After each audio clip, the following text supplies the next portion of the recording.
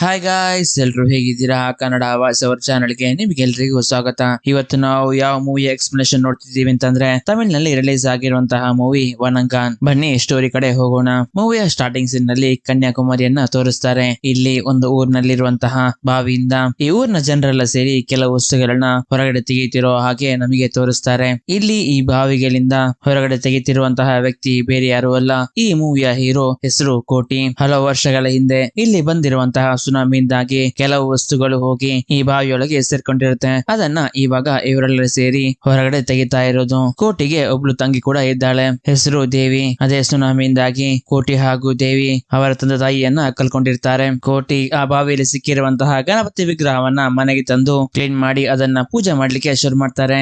ಇಲ್ಲಿ ಇನ್ನೊಂದು ವಿಷಯವೇನಂತಂದ್ರೆ ಕೋಟಿಗೆ ಕಿವಿ ಕೇಳಿಸ್ತಾ ಇರೋದಿಲ್ಲ, ಹಾಗೆ ಮಾತು ಕೂಡ ಬರ್ತಾ ಇರೋದಿಲ್ಲ, ಬರೀ ಸೈನ್ ಲ್ಯಾಂಗ್ವೇಜ್ ಇಂದಾನೆ ಮಾತಾಡ್ತಿರ್ತಾನೆ. ದೇವಿ ಟ್ಯಾಟೋ ಸ್ಟುಡಿಯೋದಲ್ಲಿ ಕೆಲಸ ಮಾಡಿದ್ರೆ ಕೋಟಿಗೆ ಕೆಲಸ ಅಂತ ಏನು ಇರೋದಿಲ್ಲ, ಯಾವ ಕೆಲಸ ಸಿಕ್ಕಿದ್ರು ಅದನ್ನ ಮಾಡ್ತಿರ್ತಾನೆ. ಇವರಿಗೆ ಇಬ್ಬರಿಗೆ ಸಪೋರ್ಟಿಂಗ್ ಆಗಿರೋದು ಚರ್ಚ್ ನ ಫಾದರ್ ಆಗಿರ್ತಾರೆ. ಹಾಗೆ ಇಲ್ಲೊಂದು ಸಾಂಗ್ ನ ಮೂಲಕ ಇವರು ತಮ್ಮ ಜೀವನವನ್ನ ಹ್ಯಾಪಿ ಆಗಿ ಕಳಿತಿರೋ ಹಾಗೆ ನಮಗೆ ತೋರಿಸ್ತಾರೆ. ಹಾಗೆ ಇವರು ದೇವಸ್ಥಾನದಿಂದ ಮನೆಗೆ ಹೋಗ್ತಿರ್ಬೇಕಾದ್ರೆ ರೈಲ್ವೆ ಕ್ರಾಸ್ ನಲ್ಲಿ ಇವರು ನಿಂತಿರ್ತಾರೆ. ಇದೇ ಸಮಯದಲ್ಲಿ ಇಲ್ಲಿಗೆ 5 ಜನ ಹುಡುಗರು ಹೊಂದಿರುವಂತಹ ಒಂದು ಕಾರ್ ಬಂದು ನಿಂತ್ಕೊಳ್ಳುತ್ತೆ. ಹಾಗೆ ಇವರು ಡ್ರಿಂಕ್ಸ್ ಕೂಡ ಮಾಡ್ತಿರ್ತಾರೆ. ಇದೇ ಸಮಯದಲ್ಲಿ ಇಲ್ಲಿ ಅನ್ನುವ ಪೋಲುಗಳನ್ನ ಸೇಲ್ ಮಾಡ್ತಿರುವಂತಹ ಮಂಗಳಮುಖಿಯರನ್ನ ನೋಡ್ಕೊಂಡು ಇವರು ಅವರನ್ನ ತಮಾಷೆ ಮಾಡ್ಲಿಕ್ಕೆ ಶುರು ಮಾಡ್ತಾರೆ. ಅದಕ್ಕೆ ಅವರು ಕೂಡ ಮಾತಾಡ್ತಾರೆ. ಇದರಿಂದ ಕೋಪಗೊಂಡ ಇವರು ಮಂಗಳಮುಖಿಯರ ಮೇಲೆ ದಾಳಿ ಮಾಡ್ಲಿಕ್ಕೆ ಶುರು ಮಾಡ್ತಾರೆ. ಇದನ್ನ ಇಲ್ಲಿರುವ ಎಲ್ಲರೂ ನೋಡ್ತಿರ್ತಾರೆ, ಆದ್ರೆ ಹೆಲ್ಪಿಗೆ ಯಾರು ಕೂಡ ಬರ್ತಾ ಇರೋದಿಲ್ಲ. ಹಾಗೆ ಕೋಟಿ ಕೂಡ ಯಾಕೆ ಎಲ್ರು ಹಿಂದೆ ತಿರುಗಿ ನೋಡ್ತಿದ್ದಾರೆ ಅಂತ ಇವನು ಬಂದು ನೋಡ್ಬೇಕಾದ್ರೆ ಇವರು ಮಂಗಳಮುಖಿಯರಿಗೆ ಹೊಡಿತಿರೋದನ್ನ ನೋಡಿ ಇವನಿಗೆ ಕೋಪ ಬರುತ್ತೆ.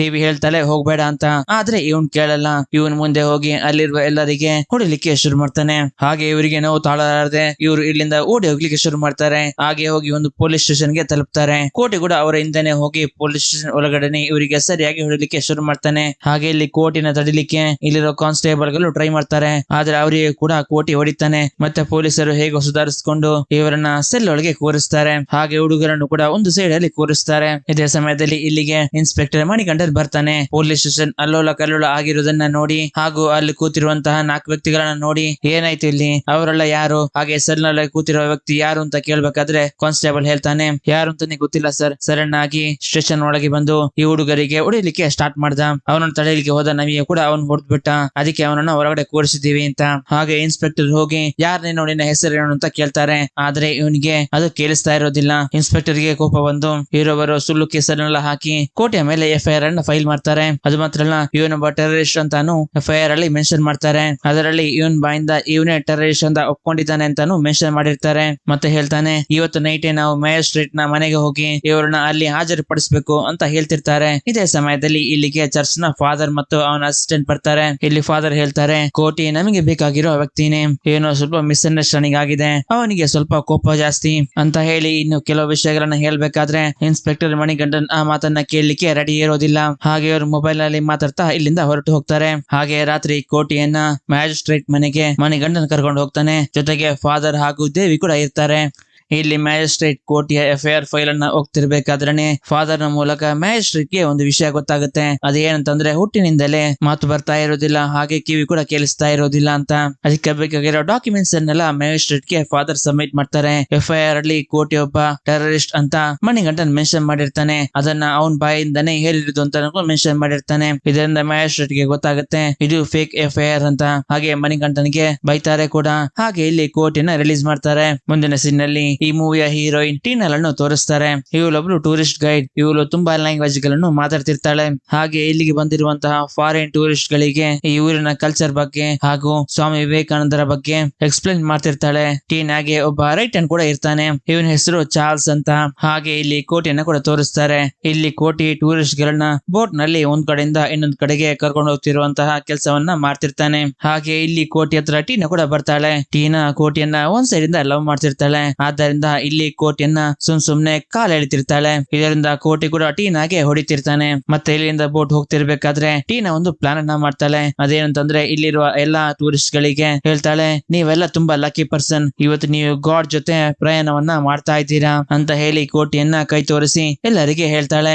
ಅವನೊಬ್ಬ ಸ್ವಾಮೀಜಿ, ಅವನ್ ಯಾವಾಗ್ಲೂ ಡೈರೆಕ್ಟ್ ಆಗಿ ಗಾಡ್ ಜೊತೆನೆ ಮಾತಾಡ್ತಿರ್ತಾರೆ, ಬೇಕಾದ್ರೆ ನೀವೆಲ್ಲ ಅವರನ್ನ ಕರೆದು ನೋಡಿ, ಅವರಿಗೆ ನಿಮ್ಮ ಮಾತು ಕೇಳಿಸುದಿಲ್ಲ ಅಂತಾನು ಹೇಳ್ತಾಳೆ. ಹಾಗೆ ಎಲ್ರು ಸೇರಿ ಕೋಟಿಯನ್ನ ಕೋಟಿಯನ್ನ ಕರೀಲಿಕ್ಕೆ ಶುರು ಮಾಡ್ತಾರೆ. ಆದ್ರೆ ಇವನಿಗೆ ಕೆಲಸದ ಕಾರಣ ಅದೇ ಇವನಿಗೆ ಕೇಳ್ತಾ ಇರೋದಿಲ್ಲ. ಆವಾಗ ಬೋಟ್ ಡ್ರೈವರ್ ಹೇಳ್ತಾರೆ ಸ್ವಲ್ಪ ಹಿಂದಿ ತಿರುಗಿ ನೋಡು ಅಂತ. ಹಾಗೆ ಇವ್ನು ನೋಡ್ಬೇಕಾದ್ರೆ ಎಲ್ರು ಇವನಿಗೆ ಕೈಯನ್ನ ಮುಗಿತಿರ್ತಾರೆ. ಕೋಟಿ ಟೀನಾಗೆ ನನ್ನ ಬಗ್ಗೆ ನೀನ್ ಏನ್ ಹೇಳ್ದೆ, ಇವರೆಲ್ಲ ನನಗೆ ಕೈ ಮುಗಿತಿದ್ದಾರೆ ಅಂತ ಹೇಳ್ಬೇಕಾದ್ರೆ ಇವಳು ಕೋಟಿಯನ್ನ ತಮಾಷೆ ಮಾಡ್ಲಿಕ್ಕೆ ಶುರು ಮಾಡ್ತಾಳೆ. ಕೋಟಿ ಇಲ್ಲಿ ಒಟ್ಟಾಗಿ ಏನು ನಡೆದಿದೆ ಅಂತ ತಿಳ್ಕೊಂಡು ಟೀನಾಗೆ ಯಾವಾಗ್ಲೂ ಹೊಡೆಯುವುದಕ್ಕಿಂತ ಜೋರಾಗಿ ಹೊಡಿಲಿಕ್ಕೆ ಶುರು ಮಾಡ್ತಾನೆ. ಈ ವಿಷಯ ಟೀನಲ ತಾಯಿಗೆ ಕೂಡ ಗೊತ್ತಾಗುತ್ತೆ. ಇಲ್ಲಿ ಟೀನಲ ತಂದೆ ಹಾಗೂ ಅವರ ತಾಯಿ ಮಾತಾಡ್ತಿರ್ಬೇಕಾದ್ರೆ ನಮಗೆ ಗೊತ್ತಾಗೋ ವಿಷಯ ಏನಂತಂದ್ರೆ ಟೀನಲ ಜೊತೆಗಿರುವಂತಹ ಚಾರ್ಲೆಸ್ ಅನ್ನೋ ವ್ಯಕ್ತಿ ಲಂಡನ್ ನಿಂದ ಇಲ್ಲಿಗೆ ಬಂದಿರ್ತಾನೆ. ಹಾಗೆ ಚಾರ್ಲೆಸ್ ಅನ್ನ ಟೀನಾಗೆ ಮದುವೆ ಮಾಡಿಕೊಟ್ಟು ಲಂಡನ್ ಅಲ್ಲಿ ಸೆಟ್ಲ್ ಆಗಿ ಅಲ್ಲೊಂದು ರೆಸ್ಟೋರೆಂಟ್ ಓಪನ್ ಮಾಡ್ಬೇಕು ಅಂತ ಇವರ ಪ್ಲಾನ್ ಆಗಿರುತ್ತೆ. ಹಾಗೆ ಇವರು ಚರ್ಚ್ ನ ಫಾದರ್ ಹತ್ರ ಹೋಗಿ ಕಂಪ್ಲೇಂಟ್ ಮಾಡ್ತಾರೆ. ಇಲ್ಲಿ ಟೀನಲ ತಾಯಿ ಹೇಳ್ತಿರ್ತಾರೆ ನಾನು ಪೊಲೀಸ್ ಸ್ಟೇಷನ್ ಗೆ ಹೋಗ್ಬೇಕು ಅಂತ ಇದ್ದೆ, ಆದ್ರೆ ನಿಮ್ಮ ಮುಖ ನೋಡ್ಕೊಂಡು ಇವಾಗ ಇಲ್ಲಿಗೆ ಬಂದಿದ್ದೀನಿ ಅಂತ. ಇಲ್ಲಿ ದೇವಿ ಕೋಟಿಗೆ ಹೇಳ್ತಾಳೆ ಯಾಕನ್ನ ನೀನ್ ಈ ತರ ಮಾಡ್ತಿದ್ಯಾ ಅಂತ. ಅದಕ್ಕೆ ಇವನು ಕೂಡ ಸುಮ್ನೆ ತಮಾಷೆಗೆ ಅಂತ ಹೇಳ್ತಾನೆ. ಇಲ್ಲಿ ಟೀನಾ ಹೇಳ್ತಾಳೆ ಅವ್ನು ನನಗೆ ಹೊಡೆಯೋದು ದೊಡ್ಡ ವಿಷಯ ಏನೂ ಅಲ್ಲ, ಚಿಕ್ಕ ವಯಸ್ಸಿಂದನೂ ನಾನು ಅವನ ಕೈಯಿಂದ ಒದ್ದು ತಿಂತಾನೆ ಇದ್ದೀನಿ, ನನಗಿದೆ ದೊಡ್ಡ ವಿಷಯವೇನವಲ್ಲ, ನನ್ನ ಹತ್ರ ಅವನು ಸಾರಿ ಕೇಳಿದ್ರೆ ಸಾಕು ಅಂತ. ಆದ್ರೆ ಇದಕ್ಕೆ ಕೋಟಿ ಒಪ್ಕೊಳ್ತಾ ಇರೋದಿಲ್ಲ. ಆವಾಗ ಫಾದರ್ ಹೇಳ್ತಾರೆ ನಾವು ಹುಡುಗಿಯರಿಗೆ ಹೊಡಿಯೋದು ತಪ್ಪು, ನೀನ್ ಅವಳ ಹತ್ರ ಸಾರಿ ಕೇಳ್ಬೇಕು ಅಂತ. ಆದ್ರೆ ಇವನು ಕೇಳ್ತಾ ಇರೋದಿಲ್ಲ. ಇಲ್ಲಿ ಟೀನಾ ಹೇಳ್ತಾಳೆ ಅವ್ನ ನನ್ನ ಹತ್ರ ಸಾರಿ ಏನು ಕೇಳೋದು ಬೇಡ, ಬಂದು ಒಂದು ಹಗ್ಗು ಕೊಟ್ಟು ಹೋಗ್ಲಿಕ್ಕೆ ಹೇಳು, ನಾನು ಅವನ ಕ್ಷಮಿಸ್ತೀನಿ ಅಂತ. ಆವಾಗ ಇಲ್ಲಿರುವವರು ಇಲ್ಲಿ ಪಂಚಾಯತಿ ಏನ್ ನಡೀತಾ ಇಲ್ಲ, ಇಲ್ಲಿ ಬೇರೆನೆ ನಡೀತಾ ಇದೆ ಅಂತ ಹೇಳಿ ಇಲ್ಲಿಂದ ಎಲ್ಲರೂ ಹೊರಟು ಹೋಗ್ತಾರೆ. ಹಾಗೆ ಮುಂದಿನ ಸೀನ್ ನಲ್ಲಿ ಕನ್ಯಾಕುಮಾರಿಗೆ ಚೈನಾದಿಂದ ಕೆಲವು ಟೂರಿಸ್ಟರು ಬಂದಿರ್ತಾರೆ. ಇವರನ್ನ ಹ್ಯಾಂಡಲ್ ಮಾಡ್ಲಿಕ್ಕೆ ಇಲ್ಲಿಗೆ ಟೀನಾ ಕೂಡ ಬರ್ತಾಳೆ.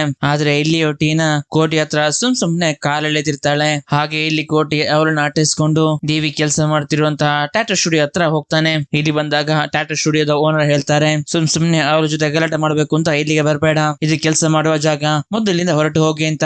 ಇದರಿಂದ ಕೋಟಿಗೆ ಕೂಡ ಬೇಜಾರಾಗುತ್ತೆ, ಟೀನಾಗೆ ಕೂಡ ಬೇಜಾರಾಗುತ್ತೆ. ಹಾಗೆ ಮುಂದಿನ ದಿನ ಚರ್ಚ್ ನಲ್ಲಿ ಪ್ರೇಯರ್ ನಡೀತಾ ಇರುತ್ತೆ. ಇದೇ ಸಮಯದಲ್ಲಿ ಚರ್ಚಿನ ಪಕ್ಕದಲ್ಲಿ ಒಂದು ಹೊಸದಾಗಿ ಬಾರ್ ಕೂಡ ಓಪನ್ ಆಗಿರುತ್ತೆ. ಅಲ್ಲಿ ಜೋರಾಗಿ ಸಾಂಗ್ ಇಡ್ಲಿಕ್ಕೆ ಶುರು ಮಾಡಿರ್ತಾರೆ. ಇದರಿಂದ ಇಲ್ಲಿ ಡಿಸ್ಟರ್ಬ್ ಆಗಿರೋ ಕಾರಣ ಫಾದರ್ ಹೋಗಿ ಅವ್ರ ಹತ್ರ ರಿಕ್ವೆಸ್ಟ್ ಮಾಡ್ಕೋತಾರೆ ಸೌಂಡ್ ಅನ್ನ ಕಮ್ಮಿ ಮಾಡಿ ಅಂತ. ಆದ್ರೆ ಬಾರ್ ನ ಓನರ್ ಫಾದರ್ ಗೆ ಅವಮಾನ ಮಾಡಿ ಕಳಿಸ್ತಾರೆ. ಹಾಗೆ ಮತ್ತೆ ಚರ್ಚ್ ಒಳಗೆ ಬಂದ ಫಾದರ್ ನನ್ನ ನೋಡಿದ ಕೋಟಿಗೆ ಫಾದರ್ ಯಾಕೋ ಡಲ್ ಆಗಿದ್ದಾರೆ ಅಂತ ಅನ್ಸುತ್ತೆ. ಯಾಕೆ ಏನಾಯ್ತು ಅಂತ ಕೋಟಿ ಹೊರಡೆ ಹೋಗಿ ನೋಡಿದಾಗ ಇಲ್ಲಿ ಒನ್ ಶಾಪ್ ಓಪನ್ ಆಗಿರೋದನ್ನ ನೋಡಿ ಕೋಟಿಗೆ ಸಿಟ್ಟು ಬರುತ್ತೆ. ಹಾಗೆ ಇಲ್ಲಿರೋ ವಸ್ತುಗಳನ್ನೆಲ್ಲ ಹೊಡೆದು ಹಾಕ್ಲಿಕ್ಕೆ ಶುರು ಮಾಡ್ತಾನೆ. ಹಾಗೆ ಇಲ್ಲಿ ಕೋಟಿಗೆ ಹೊಡಿಲಿಕ್ಕೆ ಬಂದಂತಹ ವ್ಯಕ್ತಿಗಳಿಗೆ ಕೂಡ ಕೋಟಿ ಸರಿಯಾಗಿ ಹೊಡಿತಾನೆ. ಹಾಗೆ ಬಾರ್ ಓನರ್ಗೆ ಕೂಡ ಸರಿಯಾಗಿ ಹೊಡಿತಾನೆ. ಇದರಿಂದಾಗಿ ಚರ್ಚ್ ಫಾದರ್ ಗೆ ಇನ್ನೂ ಟೆನ್ಷನ್ ಆಗುತ್ತೆ, ಇವನ್ ಯಾಕೆ ಈ ತರ ಮಾಡ್ಲಿಕ್ಕೆ ಹೋದ ಅಂತ. ಮತ್ತೆ ಇವ್ರು ಪ್ಲಾನ್ ಮಾಡ್ತಾರೆ ಮೊದ್ಲು ಆ ಬಾರ್ ಅನ್ನ ಹೇಗಾದ್ರೂ ಕ್ಲೋಸ್ ಮಾಡಿಸ್ಬೇಕು ಅಂತ. ಆ ಬಾರ್ ಅನ್ನ ಕ್ಲೋಸ್ ಮಾಡಿಸ್ಬೇಕು ಅಂತಂದ್ರೆ ಇಲ್ಲಿ ಪಂಜಾಬಿ ಕಲೆಕ್ಟರ್ ಆಗಿರುವಂತಹ ವ್ಯಕ್ತಿ ಜೊತೆ ಮಾತಾಡ್ಬೇಕು. ಅದಕ್ಕೆ ಕೋಟಿ ಪ್ಲಾನ್ ಮಾಡಿ ಟೀನಲನ್ನು ಪಂಜಾಬಿ ಭಾಷೆಯಲ್ಲಿ ಮಾತಾಡ್ಲಿಕ್ಕೆ ಕರ್ಕೊಂಡು ಹೋಗ್ತಾನೆ. ಹಾಗೆ ಇಲ್ಲಿ ಟೀನಾ ಪಂಜಾಬಿ ಭಾಷೆಯಲ್ಲಿ ಆ ಕಲೆಕ್ಟರ್ ಗೆ ಎಕ್ಸ್ಪ್ಲೇನ್ ಮಾಡ್ತಾಳೆ ನೀವು ಬಾರ್ ನಡೆಸಲಿಕ್ಕೆ ಪರ್ಮಿಷನ್ ಕೊಟ್ಟಂತಹ ಜಾಗದಲ್ಲಿ ಒಂದು ಚರ್ಚ್ ಇದೆ, ಪಕ್ಕದಲ್ಲಿ ಸ್ಕೂಲ್ ಇದೆ, ಹಾಗೆ ದೇವಸ್ಥಾನ ಕೂಡ ಇದೆ, ನೀವ್ ಹೇಗೆ ಅಲ್ಲಿ ವೈನ್ ಶಾಪ್ ಮಾಡ್ಲಿಕ್ಕೆ ಪರ್ಮಿಷನ್ ಕೊಟ್ರಿ ಅಂತ.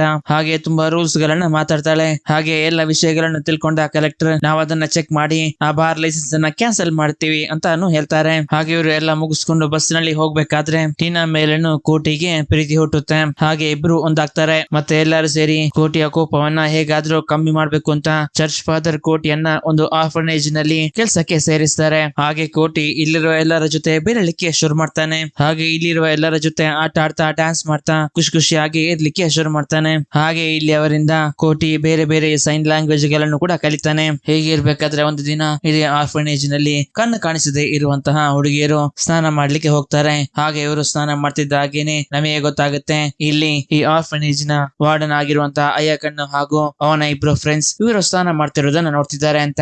ಹಾಗೆ ಇವರು ಸ್ನಾನ ಮಾಡ್ತಿದ್ದ ಹಾಗೇನೆ ಒಬ್ಳಿಗೆ ಅನ್ಸುತ್ತೆ ಇಲ್ಲಿ ನಮ್ಮನ್ನು ಬಿಟ್ರೆ ಬೇರೆ ಯಾರೋ ಒಬ್ರು ಇದ್ದಾರೆ ಅಂತ. ಹಾಗೆ ಎಲ್ಲರಿಗೆ ಬೇಗ ಬೇಗ ಹೊರಡ್ಲಿಕ್ಕೆ ಹೇಳ್ತಾಳೆ. ಹಾಗೆ ಎಲ್ರು ಇಲ್ಲಿಂದ ಹೋಗ್ಬೇಕಾದ್ರೆ ಈ ವಾಶ್ರೂಮಿನ ಡೋರ್ ಅನ್ನ ಲಾಕ್ ಮಾಡ್ಕೊಂಡೆ ಹೋಗ್ತಾರೆ. ಹಾಗೆ ಹೋಗ್ಬೇಕಾದ್ರೆ ಇವ್ರ ಮುಂದೆ ಕೋಟಿ ಸಿಗ್ತಾನೆ. ಹಾಗೆ ಇವರಿಗೆ ಗೊತ್ತಿರುವಂತಹ ಸೈನ್ ಲ್ಯಾಂಗ್ವೇಜ್ ಅಲ್ಲಿ ವಾಶ್ರೂಮಿನಲ್ಲಿ ಯಾರೋ ಇದ್ದಾರೆ ಅಂತ ಹೇಳ್ತಾರೆ. ಹಾಗೆ ಇವನು ಹೋಗಿ ಆ ಡೋರ್ ಅನ್ನು ಓಪನ್ ಮಾಡಿ ನೋಡಿದಾಗ ಅದರಲ್ಲಿ ವಾರ್ಡನ್ ಹಾಗೂ ಇನ್ನಿಬ್ರು ಇರೋದನ್ನ ಕೋಟಿ ನೋಡ್ತಾನೆ. ಇವರ ನೋಡಿ ಕೋಟಿಗೆ ಶಾಕ್ ಆಗುತ್ತೆ. ಇಬ್ಬರ ಮುಖವನ್ನ ಕೋಟಿ ನೋಡ್ತಾನೆ, ಆದ್ರೆ ಇನ್ನೊಬ್ಬನ ಮುಖವನ್ನ ಕೋಟಿಗೆ ನೋಡ್ಲಿಕ್ಕೆ ಆಗುದಿಲ್ಲ.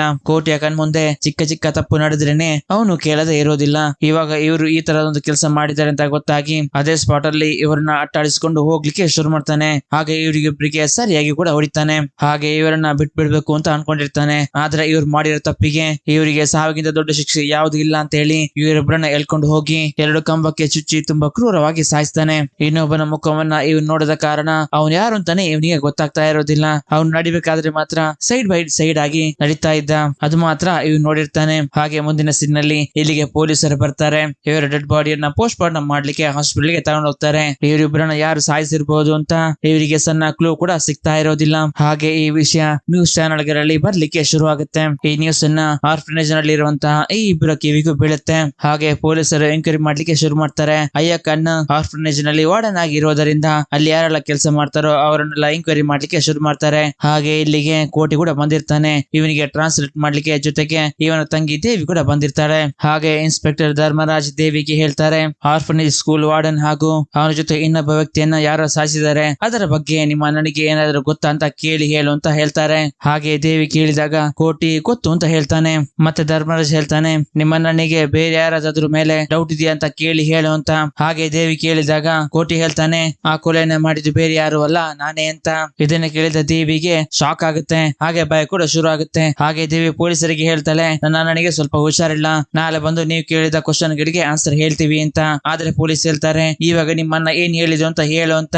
ಅದಕ್ಕೆ ಇವಳಿಗೂ ಕೂಡ ಬೇರೆ ದಾರಿ ಇಲ್ಲದೆ ಅವರನ್ನ ಸಾಯಿಸಿದ್ರು ನಾನೇ ಅಂತ ಹೇಳ್ತಿದ್ದಾನೆ ಅಂತ ಹೇಳ್ತಾಳೆ. ಇದರಿಂದ ದೇವಿ ಕೂಡ ಅಣ್ಣ ಸುಳ್ಳು ಹೇಳ್ತಿದ್ದಾನೆ ಅಂತ ಅಳ್ಳಿಕ್ಕೆ ಶುರು ಮಾಡ್ತಾಳೆ. ಪೊಲೀಸರಿಗೆ ಏನ್ ಮಾಡ್ಬೇಕು ಅಂತಾನೆ ಗೊತ್ತಾಗದೆ ತಲೆ ಮೇಲೆ ಕೈ ಇಟ್ಕೊಂಡು ಕೂತ್ಕೊಳ್ತಾರೆ. ಹಾಗೆ ಇವನನ್ನ ಸೆಲ್ನೊಳಗೆ ಕೂಡ ಹಾಕ್ತಾರೆ. ಹಾಗೆ ಮುಂದಿನ ಸೀನ್ ನಲ್ಲಿ ಜಡ್ಜ್ ಚೇಂಬರ್ ಅಲ್ಲಿ ತೋರಿಸ್ತಾರೆ. ಇಲ್ಲಿಗೆ ಒಬ್ರು ವಕೀಲ್ ಒಂದು ಪೋಕ್ಸೋ ಕೇಸನ್ನ ತಗೋ ಬಂದಿರ್ತಾರೆ. ಒಬ್ರು ತಾತ ಅವರ ಮೊಮ್ಮಗಳ ಜೊತೆ ತಪ್ಪಾಗಿ ನಡ್ಕೊಳ್ಳಿಕ್ಕೆ ಟ್ರೈ ಮಾಡಿದ್ದಾರೆ ಅಂತ. ಇದಕ್ಕೆ ಪರಿಹಾರವಾಗಿ 5 ಕೋಟಿ ಕೊಡ್ಬೇಕು ಅಂತ ಆ ಚಿಕ್ಕ ಹುಡುಗಿಯ ತಾಯಿ ಹಾಗೂ ಅವರ ತಾಯಿ ಆ ವಯಸ್ಸಾದ ವ್ಯಕ್ತಿ ಮೇಲೆ ಕೇಸನ್ನ ಹಾಕಿದ್ದಾರೆ. ಹಾಗೆ ಆ ಜಡ್ಜ್ ಆ ಚಿಕ್ಕ ಹುಡುಗಿಯನ್ನ ಕರೆದು ವಿಚಾರಿಸಿದಾಗ ಅವಳಿಗೆ ಸರಿಯಾಗಿ ಹೇಳಲಿಕ್ಕೆ ಕೂಡ ಬರ್ತಾ ಇರೋದಿಲ್ಲ. ಇದರಿಂದ ಜಡ್ಜಿಗೆ ಗೊತ್ತಾಗುತ್ತೆ ಇವರು ಸುಳ್ಳು ಹೇಳ್ತಿದ್ದಾರೆ ಅಂತ. ಈ ತಾತನ ಹೆಸರಲ್ಲಿ ಕೋಟಿಗಟ್ಟಲೆ ಆಸ್ತಿ ಇದೆ. ಹಾಗೆ ಬೇರೆ ಬೇರೆ ಮನೆಗಳು ಕೂಡ ಇದೆ. ಹೇಗಾದ್ರೂ ಇವರಿಂದ 5 ಕೋಟಿ ಇಸ್ಕೋಬೇಕು ಅಂತ ಈ ತರ ಒಂದು ಸುಳ್ಳು ಕೇಸನ್ನ ಫೈಲ್ ಮಾಡಿರ್ತಾರೆ. ಈ ವಿಷಯ ಜಡ್ಜಿಗೆ ಗೊತ್ತಾಗಿ ವಕೀಲಿಗೆ ಕೂಡ ಬೈತಾನೆ. ಹಾಗೆ ಜಡ್ಜ್ ಇಲ್ಲಿ ಒಂದು ಕೇಸನ್ನ ಫೈಲ್ ಮಾಡ್ತಾರೆ. ಅದೇನಂತಂದ್ರೆ ಆ ವಯಸ್ಸಾದ ವ್ಯಕ್ತಿ ಮೇಲೆ ಸುಳ್ಳು ಕೇಸನ್ನ ಹಾಕಿದ್ದಕ್ಕೂ ಹಾಗೆ ಕೋರ್ಟ್ ನ ಟೈಮ್ ಅನ್ನ ವೇಸ್ಟ್ ಮಾಡಿದ್ದಕ್ಕೂ ಅವರಿಗೆ 25,000 ಫೈನ್ ಅನ್ನು ಹಾಕಿ ಮತ್ತೆ ಪೋಕ್ಸೋ ಕಾಯ್ದೆಯನ್ನ ಮಿಸ್ಯೂಸ್ ಮಾಡಿದಕ್ಕೆ ಇವರಿಗೆ 6 ತಿಂಗಳು ಜೈಲು ಶಿಕ್ಷೆಯನ್ನು ಕೂಡ ವಿಧಿಸ್ತಾರೆ. ಇದರಿಂದ ನಮಗೆ ಗೊತ್ತಾಗುವ ವಿಷಯ ಅಂತಂದ್ರೆ ಇವರು ತುಂಬಾ ಸ್ಟ್ರೈಟ್ ಫಾರ್ವರ್ಡ್ ಹಾಗೂ ಸ್ಟ್ರಿಕ್ಟ್ ಆಗಿರುವ ಜಡ್ಜ್ ಅಂತ. ಹಾಗೆ ಮುಂದಿನ ಸೀನ್ ನಲ್ಲಿ ಅರೆಸ್ಟ್ ಮಾಡಿರುವಂತಹ ಕೋಟಿಯನ್ನ ಕೋರ್ಟಿಗೆ ಪೊಲೀಸರು ಕರ್ಕೊಂಡ್ ಬರ್ತಾರೆ. ಇಲ್ಲಿ ಅವರ ತಂಗಿ ದೇವಿ ಕೂಡ ಇರ್ತಾಳೆ. ಆದ್ರೆ ಅವಳು ಅಲ್ತಾನೆ ಇರ್ತಾಳೆ. ಇಲ್ಲಿ ಇನ್ಸ್ಪೆಕ್ಟರ್ ಧರ್ಮರಾಜ್ ಹಾಗೂ ವಕೀಲ್ ಮಾತಾಡ್ತಿರ್ಬೇಕಾದ್ರೆ ನಮಗೆ ಗೊತ್ತಾಗುವ ವಿಷಯ ಅಂತಂದ್ರೆ ಕೋಟಿ ಅವರಿಬ್ಬರನ್ನ ಸಾಯಿಸಿರುವುದಕ್ಕೆ ಪೊಲೀಸರಿಗೆ ಯಾವುದೇ ತರಹದ ಆಧಾರಗಳು ಸಿಗ್ಲಿಲ್ಲ. ಅವನಾಗೆ ಇದನ್ನ ಒಪ್ಕೊಂಡಿದ್ದಾನೆ ಅಂತ ಕೋರ್ಟಿಗೆ ಕರ್ಕೊಂಡ್ ಬಂದಿರ್ತಾರೆ. ಹಾಗೆ ಇಲ್ಲಿಗೆ ಜಡ್ಜ್ ಕೂಡ ಬರ್ತಾರೆ. ಹಾಗೆ ಇವನ ಕೇಸ್ ಫೈಲ್ ಅನ್ನು ಕೂಡ ಓದ್ಲಿಕ್ಕೆ ಶುರು ಮಾಡ್ತಾರೆ. ಜಡ್ಜ್ ಪೊಲೀಸರಿಗೆ ಕೇಳ್ತಾರೆ, ಇಡೀ ಊರಿಗೆ ಊರೇ ಮಾತಾಡ್ತಿರುವ ಒಂದು ಕೇಸ್ ಇದು, ಇವ್ರನ್ನ ಹೇಗೆ ಹಿಡಿದ್ರಿ ಅಂತ. ಅವಾಗ ಪೊಲೀಸ್ ಹೇಳ್ತಾರೆ, ಅವನಾಗೆ ಬಂದು ಸರೆಂಡರ್ ಆಗಿದ್ದು ಅಂತ. ಹಾಗೆ ಜಡ್ಜ್ ಇಲ್ಲಿ ಕೋರ್ಟಿಗೆ 2 ಕೊಲೆಯನ್ನ ನೀನೇ ಮಾಡಿದ್ದು ಅಂತ ಒಪ್ಕೊಂಡಿದ್ಯಾ, ಅದು ನಿಜನ ಅಂತ ಕೇಳ್ಬೇಕಾದ್ರೆ ಇವನಿಗೆ ಟ್ರಾನ್ಸ್ಲೇಟ್ ಮಾಡ್ಲಿಕ್ಕೆ ಒಬ್ರು ಹುಡುಗಿಯನ್ನ ಕೂಡ ಕರ್ಕೊಂಡ್ ಬಂದಿರ್ತಾರೆ. ಹಾಗೆ ಇವ್ರು ಕೇಳಿದಾಗ ಹೌದು ಅವರನ್ನ ಸಾಯಿಸಿದ್ದು ನಾನೇ, ಆದ್ರೆ ಕಾರಣ ಮಾತ್ರ ಹೇಳೋದಿಲ್ಲ ಅಂತ ತುಂಬಾ ಸ್ಟ್ರಿಕ್ಟ್ ಆಗಿ ಹೇಳ್ಬಿಡ್ತಾನೆ. ಜಡ್ಜ್ ಪೊಲೀಸರಿಗೆ ಕೇಳ್ತಾರೆ, ಇವನೇ ಅವರನ್ನ ಸಾಯಿಸಿದ್ದು ಅಂತ ಏನಾದ್ರೂ ಎವಿಡೆನ್ಸ್ ಇದೆಯಾ ಅಂತ. ಆದ್ರೆ ಪೊಲೀಸರು ಸುಮ್ನೆ ಇರ್ತಾರೆ. ಇದರಿಂದ ಜಡ್ಜ್ ಒಂದು ತೀರ್ಪನ್ನ ಕೊಡ್ತಾರೆ. ಅದೇನಂತಂದ್ರೆ ಇವರನ್ನ ಸ್ಪೆಷಲ್ ಆಫೀಸರ್ ಆಗಿರುವಂತಹ ಕದ್ರೆವನ್ಗೆ ಹ್ಯಾಂಡ್ ಓವರ್ ಮಾಡಿ, ಹಾಗೆ 15 ದಿನದೊಳಗೆ ಇವನ ಮೆಡಿಕಲ್ ರಿಪೋರ್ಟ್ ನನಗೆ ಬೇಕು ಅಂತ ಜಡ್ಜ್ ಸ್ಟ್ರಿಕ್ಟ್ ಆಗಿ ಹೇಳ್ಬಿಡ್ತಾರೆ.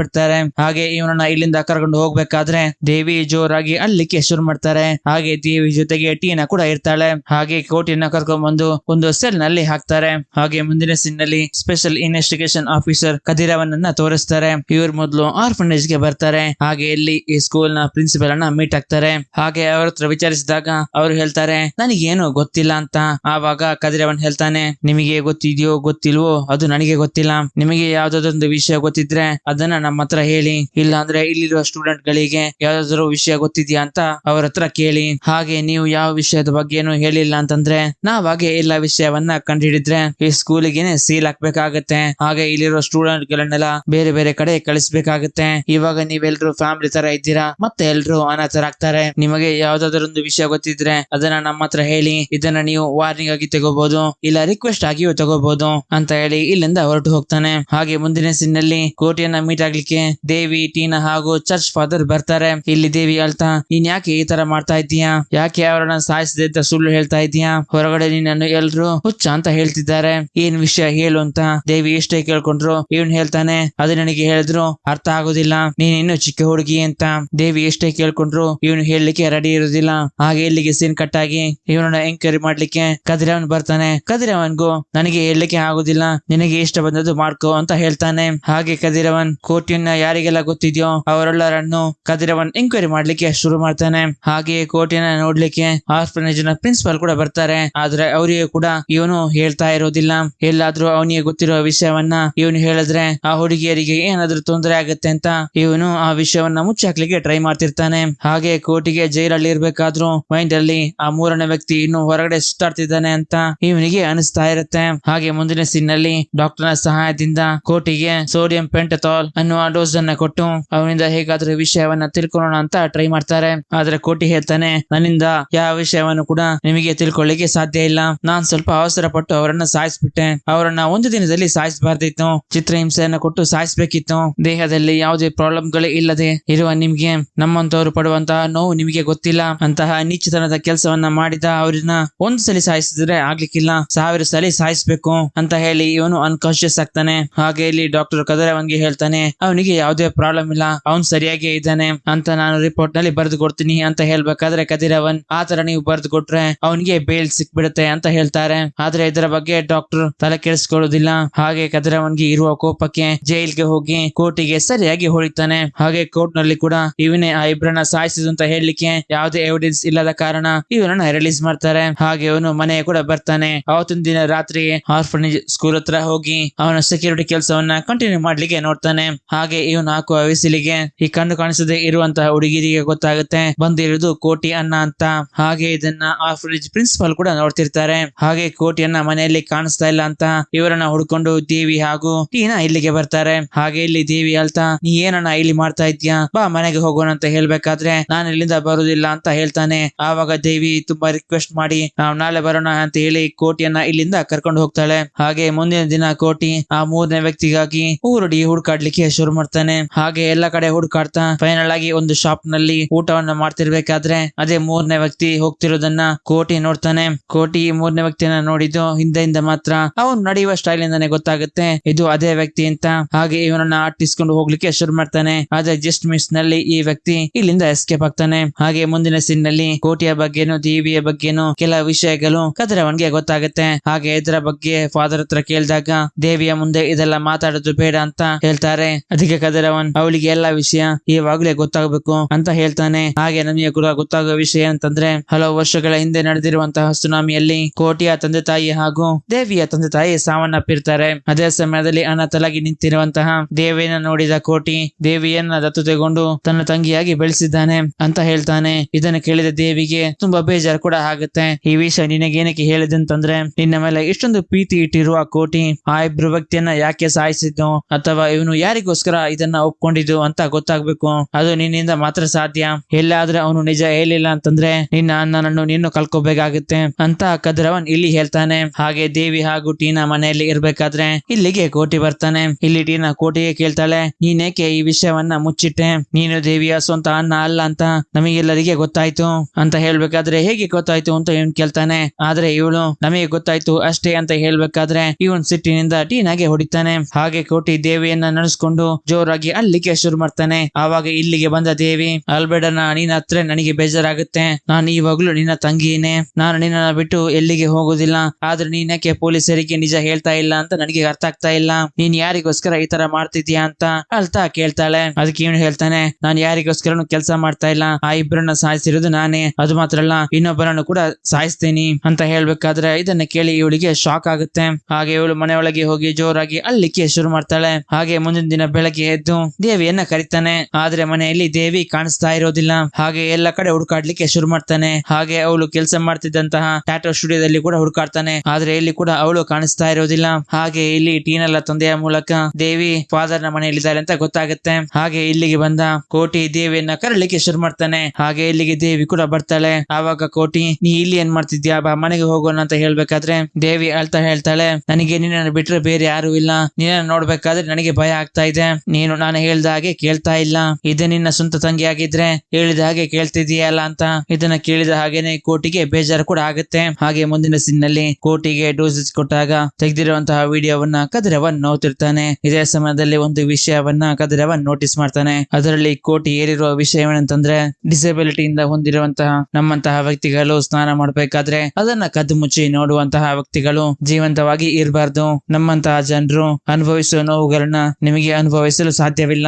ಇದನ್ನ ನೋಡಿದ ಕದಿರವನ್ಗೆ ಆರ್ಫನೇಜ್ ನಲ್ಲಿ ಯಾವುದೋ ಒಂದು ವಿಷಯ ನಡೆದಿದೆ ಅಂತೆ. ಮತ್ತೆ ಹೋಗಿ ವಿಚಾರಿಸಿದಾಗ ನಡೆದಿರುವಂತಹ ಘಟನೆಯನ್ನ ಇವರು ಅಲ್ತಾ ಕದಿರವನ್ಗೆ ಹಾಗೂ ಸ್ಕೂಲ್ ನ ಪ್ರಿನ್ಸಿಪಾಲ್ ಗೆ ಹೇಳ್ತಾರೆ. ಹಾಗೆ ಇಲ್ಲಿ ಇವ್ರು ಕೂಡ ಹೇಳ್ತಾರೆ, ನಾವು ಏನೇ ಹೇಳಿದ್ರು ನಮ್ಮ ನೋವು ನಿಮಗೆ ಅರ್ಥ ಆಗುದಿಲ್ಲ. ಯಾವುದೇ ತೊಂದರೆಗಳಿಲ್ಲದೆ ಬದುಕುವ ನಿಮಗೆ ನಮ್ಮ ನೋವನ್ನ ಅರ್ಥ ಮಾಡ್ಲಿಕ್ಕೂ ಸಾಧ್ಯ ಇಲ್ಲ ಅಂತ ಇವರು ಅಲ್ತಾ ಹೇಳ್ಬೇಕಾದ್ರೆ ಇವನಿಗೂ ಎಲ್ಲ ವಿಷಯಗಳು ಗೊತ್ತಾಗತ್ತೆ. ಹಾಗೆ ಮುಂದಿನ ಸೀನ್ ನಲ್ಲಿ ಆ ಮೂರನೇ ವ್ಯಕ್ತಿ ಸತ್ತು ಹೋಗಿರುವಂತಹ ವಾರ್ಡನ್ ಮನೆಗೆ ಬಂದು ವಾರ್ಡನ್ ನ ಹೆಂಡತಿ ಹಾಗೂ ಮಕ್ಕಳ ಜೊತೆ ಮಿಸ್ಬಿಹೇವ್ ಮಾಡ್ಲಿಕ್ಕೆ ಶುರು ಮಾಡಿರ್ತಾನೆ. ಈ ವಿಷಯವನ್ನ ಹೊರಗಡೆ ಹೇಳಿದ್ರೆ ನಿಮ್ಮನ್ನ ಸಾಯಿಸ್ಬಿಡ್ತೀನಿ ಅಂತ ಬ್ಲಾಕ್ ಮೇಲ್ ಕೂಡ ಮಾಡ್ತಾನೆ. ಹಾಗೆ ಈ ಕಡೆ ಆ ಮೂರನೇ ವ್ಯಕ್ತಿ ಯಾರು ಅಂತ ಹೀರೋ ಹುಡ್ಕಾಡುತ್ತಿರ್ಬೇಕಾದ್ರೆ ಆ ವಾರ್ಡನ್ ನ ಹೆಂಡತಿ ಬಂದು ಹೇಳ್ತಾಳೆ, ನೀನ್ ಹುಡುಕ್ತಾ ಇರುವ ವ್ಯಕ್ತಿ ಇವನೇ ಅಂತ.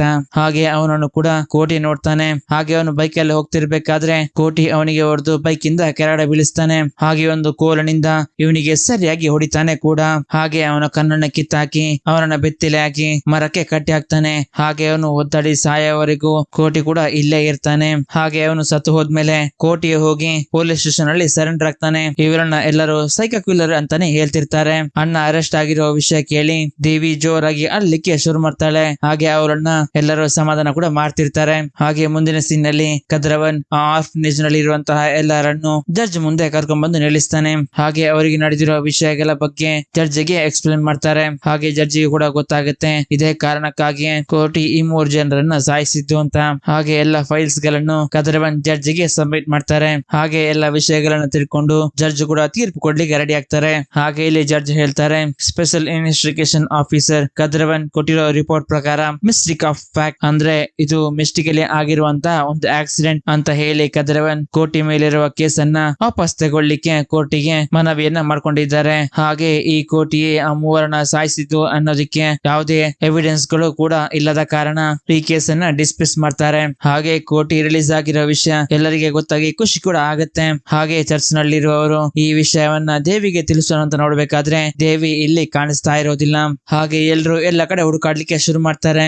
ಆದ್ರೆ ದೇವಿ ನಾವು ಸ್ಟಾರ್ಟಿಂಗ್ ಅಲ್ಲಿ ನೋಡಿರುವಂತಹ ಅದೇ ಬಾವಿಗೆ ಹಾರಿ ತನ್ನ ಜೀವವನ್ನ ತಾನೇ ತಗೊಂಡಿರ್ತಾಳೆ. ಯಾಕೆಂತಂದ್ರೆ ಇವಾಗ ಮೂವರನ್ನ ಸಾಯಿಸಿದ ಕೋಟಿಗೆ ಮರಣದಂಡನೆ ಕೊಡ್ತಾರೆ ಅಂತ ದೇವಿ ಅನ್ಕೊಂಡಿರ್ತಾಳೆ. ಅದನ್ನ ನೋಡಕ್ಕಾಗದೆ ಇವಳು ತನ್ನ ಪ್ರಾಣವನ್ನ ಮೊದ್ಲೇ ಬಿಟ್ಟಿರ್ತಾಳೆ. ಹಾಗೆ ಕೋಟಿ ಅವಳನ್ನ ಬಾವಿಯಿಂದನೂ ಹೊರಗಡೆ ತೆಗಿತಾನೆ. ಹಾಗೆ ಇಲ್ಲಿ ದೇವಿಯನ್ನ ನೆನೆಸ್ಕೊಂಡು ಜೋರಾಗಿ ಅಳ್ಲಿಕ್ಕೆ ಕೂಡ ಶುರು ಮಾಡ್ತಾನೆ. ಹಾಗೆ ಇಲ್ಲಿಗೆ ಬಂದಿರುವಂತಹ ಜನರು ಕೂಡ ಇವನು ಅಳ್ತಿರೋದನ್ನ ನೋಡಿ ಎಲ್ರು ಅಳ್ಲಿಕ್ಕೆ ಶುರು ಮಾಡ್ತಾರೆ. ಹಾಗೆ ತುಂಬಾ ಎಮೋಷನಲ್ ಇಂದಾಗಿ ಈ ಮೂವಿನ ಇಲ್ಲಿಗೆ ಎಂಡ್ ಮಾಡಿರ್ತಾರೆ. ಈ ಎಕ್ಸ್ಪ್ಲನೇಷನ್ ಹೇಗಿತ್ತು ಅಂತ ಕಮೆಂಟ್ ಅಲ್ಲಿ ಮೆನ್ಷನ್ ಮಾಡಿ ತಿಳಿಸಿ. ಇಷ್ಟ ಆಗಿದ್ರೆ ಒಂದು ಲೈಕ್ ಮಾಡಿ. ಹಾಗೆ ಚಾನಲ್ ಅನ್ನು ಸಬ್ಸ್ಕ್ರೈಬ್ ಮಾಡಿ. ನೀವು ಮಾಡೋ ಪ್ರತಿಯೊಂದು ಲೈಕ್ಸ್ ನನಗೆ ಮುಂದಿನ ವಿಡಿಯೋಸ್ ಮಾಡ್ಲಿಕ್ಕೆ ಮೋಟಿವೇಶನ್ ಆಗಿರುತ್ತೆ. Thanks for watching. ಸಿಗೋಣ ಮುಂದಿನ ವಿಡಿಯೋದಲ್ಲಿ.